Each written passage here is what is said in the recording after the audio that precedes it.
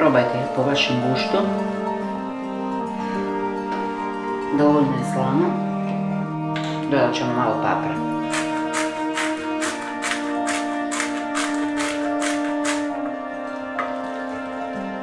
Eto, i naše prženo poriluka je gotovo.